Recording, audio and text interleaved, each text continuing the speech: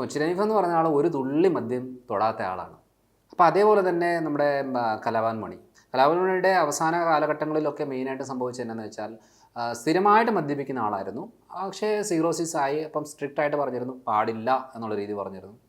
അപ്പോൾ എന്നാന്ന് വെച്ചാൽ മണി വിചാരിച്ചത് എന്നാന്ന് വെച്ചാൽ മദ്യം എന്ന് പറയുമ്പം ഈ പറയുന്ന സ്കോച്ചും വിസ്കിയും ബ്രാൻഡിയും റമ്മും ഒക്കെയാണ്, ബീർ കുഴപ്പമില്ല എന്നുള്ള രീതി എടുത്ത് വെച്ചത്. എന്ന് വെച്ചാൽ ബീർ എന്ന് പറയുന്നത് തുടക്കത്തിനുള്ളതാണ്, ആർക്കും കഴിക്കാവുന്നൊരു സാധനം.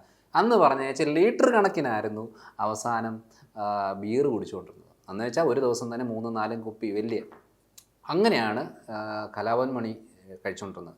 അപ്പോഴാണ് അത് സിവിയറായിട്ട് വരികയും അപ്പോഴും ഡോക്ടർ പറഞ്ഞേക്കുന്ന കാര്യം അത് നമ്മൾ എടുക്കുന്നതാണ്. ഭൂരിഭാഗം ആൾക്കാരുടെ ഒരു സംശയം എന്ന് പറയുന്നത് മദ്യം എന്ന് പറഞ്ഞു കഴിഞ്ഞാൽ മറ്റേത്, അതായത് ഒരു 5% ആൽക്കഹോളാണ് ബീറിലുള്ളത്, അതുകൊണ്ട് കുഴപ്പമില്ല എന്ന് പറയുന്നത്. അത് 5% ആൽക്കഹോൾ എന്ന് പറയുന്നത് ഈ 100 ml ഉള്ള കാര്യമാണ്.